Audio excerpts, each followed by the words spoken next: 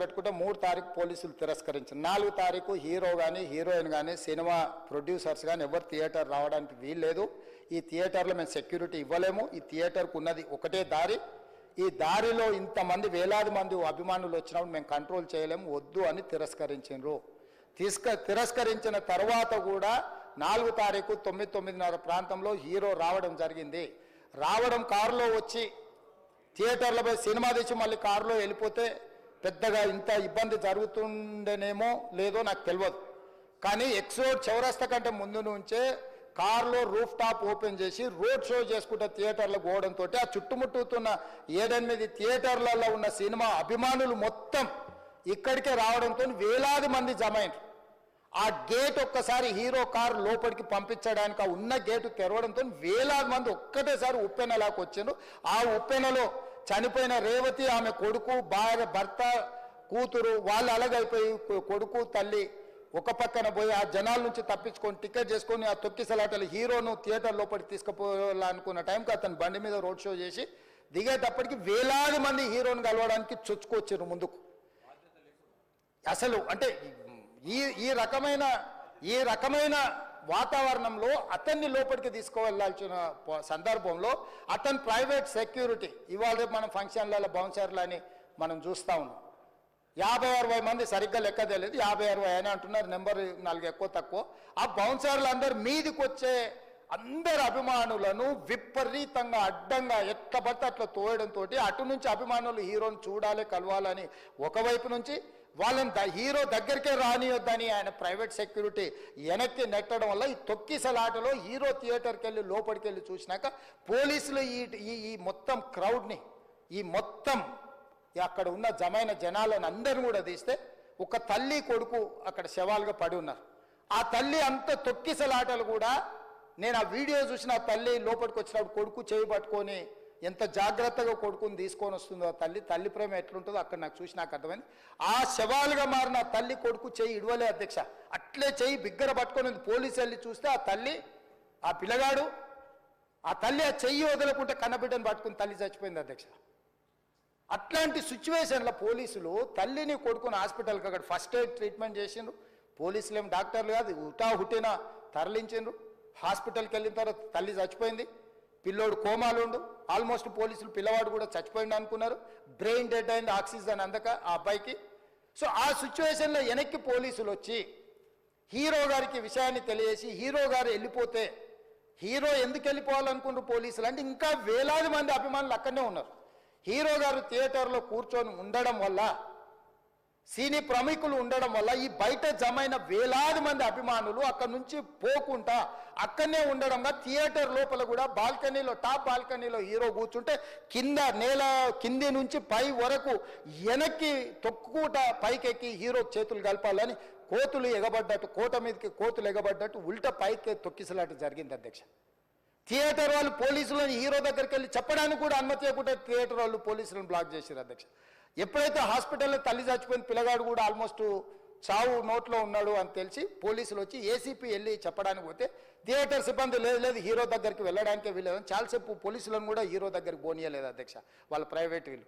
చివరికి ఏసీపీ కోపం వచ్చేసి మిమ్మల్ని అందరిని తీసి లోపల వేయాల్సి వస్తుందని అని చెప్పిపోయి హీరోకు ఏసీపీ క్లియర్గా ఇద్దరు చనిపోయినరు, మీరు ఇక్కడ కూర్చుంటే థియేటర్లోనగా థియేటర్ బయట ఉన్న వేలాది మంది ఈ సినీ అభిమానులను మేము కంట్రోల్ చేయలేకపోతున్నాం, ల్యాండ్ ఆర్డరు శాంతి భద్రతలు చేయి దాటిపోయినాయి, మేము లాఠీ చార్జ్ చేయాల్సిన పరిస్థితి ఉంది, మీరు దయచేసి వెళ్ళిపోండి, వచ్చిండ్రు చూసిండ్రు కదా వెళ్ళిపోండి అంటే లేదు నేను సినిమా అయిపోయే వరకు ఇట్లే కూర్చుంటానని పోలీసులతో చెప్పిండని సిటీ కమిషనర్ నాకు చెప్పడం జరిగింది అధ్యక్ష. అదేవిధంగా ఇంకా కంట్రోల్ కాకపోవడంతో అప్పుడు డీసీపీ పై అధికార రంగంలో దిగి వాళ్ళ అందరినీ లోపల వాళ్ళ ఎంబడున్న అడ్డుకుంటున్న వాళ్ళను పోలీసులతో జరిపించి చక్కగా డీసీపీ పోయి హీరో గారికి బయట చనిపోయినరు, పరిస్థితి చాలా గందరగోళంగా ఉన్నది, మీరు ఇక్కడ నుంచి కదలాల్సిందే లేకపోతే మిమ్మల్ని పోలీస్ స్టేషన్కు తీసుకెళ్లాల్సిన పరిస్థితి వస్తుంది, మీరు ఇక్కడ నుంచి కదలాల్సిందే అని బలవంతంగా అతన్ని సినిమా మధ్యలో 12 గంటల సమయంలో రాత్రి 12 గంటల సమయం అట్టిట్టుగా ఆ సమయంలో అతను తీసుకొచ్చి బండి ఎక్కిస్తే మళ్ళీ అతను రూఫ్ టాప్ ఓపెన్ చేసి మళ్ళీ చేతులు ఊపుకుంటూ రోడ్ షో చేసుకుంటూ అంటే తల్లి చనిపోయి పిల్లగాడు చావు బతుకుల మధ్యలో ఉన్నాడు మీరు వెళ్ళండి అని వెనక్కి పంపిస్తే కూడా మళ్ళీ కారులో రూఫ్ టాప్ ఓపెన్ చేసి చేతులు ఊపుకుంటా అభిమానులను సంతోషపెట్టుకుంటా రోడ్ షో చేసుకుంటా అతను వెళ్ళిపోయింది అధ్యక్ష. పోలీసులు కేసు చేసిరు. కేసు మీద థియేటర్కి సంబంధించిన కొంతమందిని అరెస్టు చేసిరు. అరెస్టు చేసి 10-11 రోజుల తర్వాత పోలీసు హీరో గారింటికి వెళ్ళిండ్రు. మీరు కూడా కేసులో A11 మీ మీద కేసు ఉందని చెప్పడానికి పోలీసులతో దురుసుగా ప్రవర్తించిండు. మీరు ఆ వీడియోలన్నీ కూడా చూసిండ్రు. ఆ పరిస్థితిలో చట్టాన్ని అమలు చేసే పోలీసులు ఆల్రెడీ ప్రాణాలు పోయినాయి. ఒక నిరుపేద తల్లి చనిపోయింది, కొడుకు చావు బతుకుల మధ్యలో ఉన్నాడు. ఆ రోజు కోర్టుల కేసులు కూడా వస్తున్నాయి. కోర్టుకు కూడా మీరు విచారణలు ఏం చేసిండ్రని కోర్టుకు కూడా పోలీసులు జవాబు చెప్పాల్సిన పరిస్థితి ఉండే అధ్యక్ష. దాంతో మాట్లాడితే వాళ్ళు చాలా బాధ్యతారహితంగా సమాధానాలు ఇచ్చారని మా పోలీస్ సిబ్బంది చెప్తాను. దాంతోనే అతన్ని పోలీస్ స్టేషన్ తీసుకెళ్ళారు అధ్యక్ష. ఇక్కడి వరకు ఒక హీరో, ఒక థియేటర్లో జరిగిన సంఘటనలు, వీటన్నిటి నేపథ్యంలో పోలీసులు వాళ్ళ విధి నిర్వహణ నిర్వహించారు అధ్యక్ష. ఎప్పుడైతే అతను పోలీస్ స్టేషన్కు తీసుకెళ్ళిరో కొన్ని రాజకీయ పార్టీలు పైశాచికంగా ఎంత నీచంగా నన్ను తిట్టుకుంటా పోస్టులు పెట్టినరంటే, అంటే తెలంగాణ समाजంలో మలక్పేట बलाला साहब के कॉन्स्टिट्यूंसी के वोटर है उन लोग मलकपेट के छोटे नौकरी, उसका नौकरी अकबर साहब वो 30,000 नौकरी करता है, उसके परिवार में कोई कमाई नहीं है. एक एक टिकट 3,000 रुपये में खरीदा. वो बच्चा उनका फैन है बोल के उनके परिवार 12,000 रुपये रखकर 4 टिकट खरीद के पिक्चर को गए.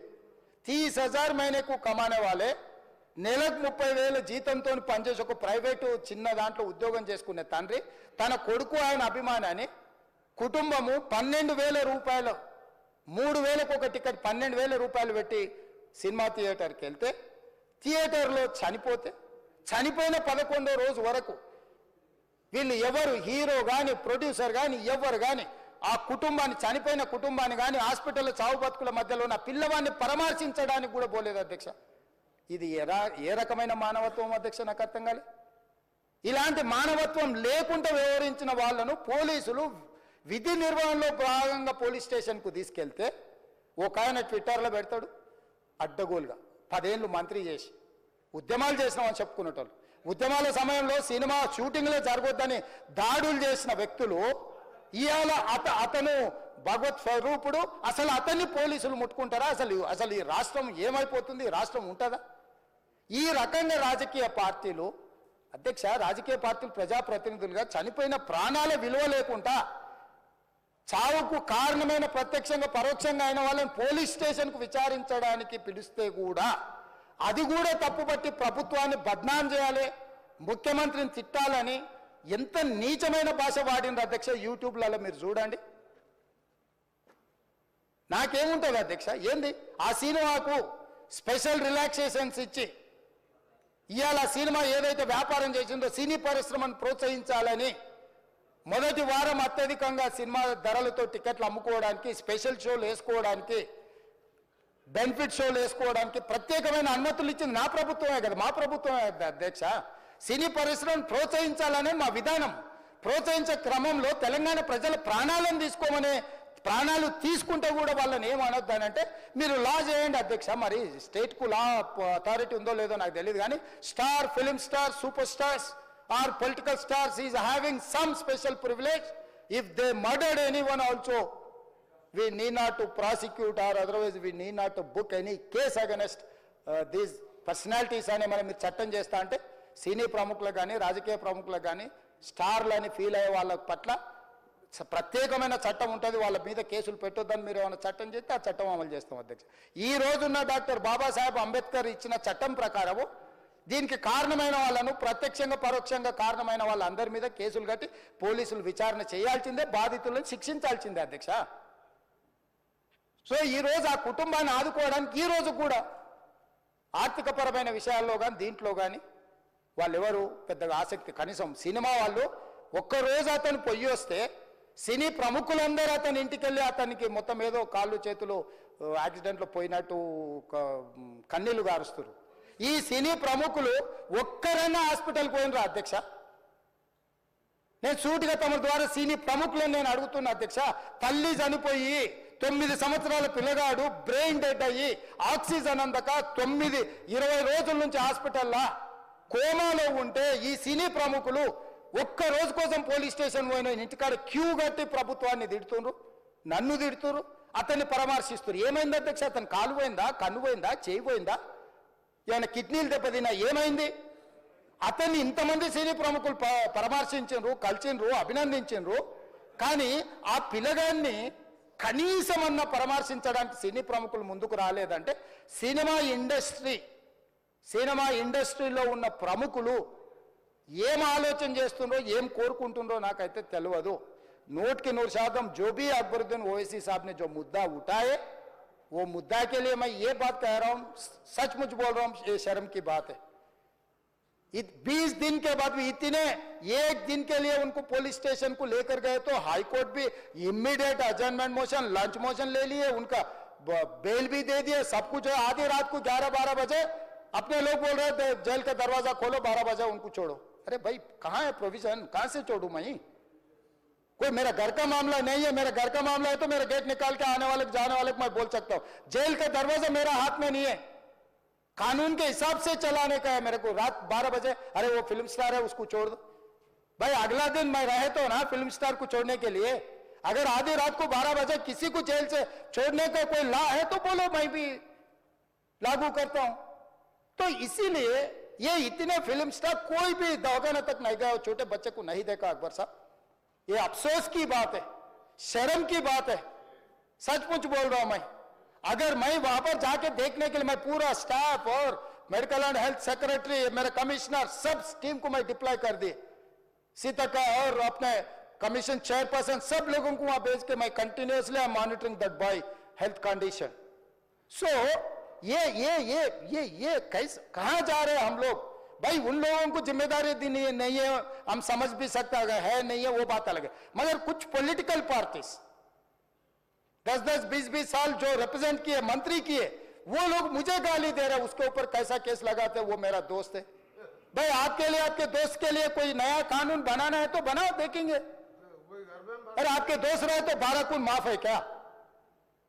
मेरा भाई के लिए भी माफ नहीं है, आपके लिए कहां से माफ करूं मैं? मेरा परिवार के लिए भी कोई नया कानून नहीं है। स्पीकर साहब, मैं ये कुर्सी में बैठा हूं, जो कानून है, जो डॉक्टर बाबा साहब अंबेडकर जी ने जो कानून दिया, वो कानून के हिसाब से हम सरकार चलाएंगे।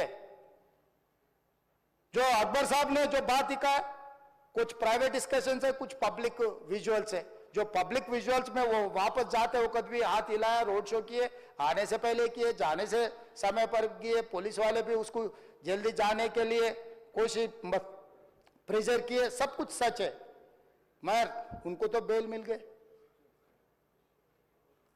अभी कानून तो हम मानना ही पड़ता। तो ये हकीकत है, ये सचमुच है, मगर ये अफसोस की बात है। मैं फिल्म इंडस्ट्री जो बड़ा लोग है, मैं उन लोगों से गुजारिश करता हूं, इनह्यूमन नहीं रहना। आप बिजनेस कर लो, आप पिक्चर निकालो, पैसे कमाओ, सरकार से इंसेंटिव्स ले लो, सब्सिडीज ले लो, स्पेशल प्रिविलेज शूटिंग के लिए जो होना है वो मांगो।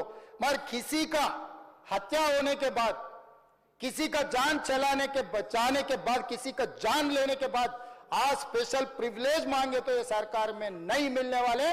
मैं जब तक मैं कुर्सी में रहता हूं तब तक नहीं देता हूं। मेरा जिम्मेदारी तेलंगाना आम जनता का जान बचाने का मेरा जिम्मेदारी है। उन लोगों के लिए कोई भी तकलीफ दिए, उन लोगों को कांग्रेस सरकार ने, मेरे सरकार ने छोड़ने वाला नहीं है।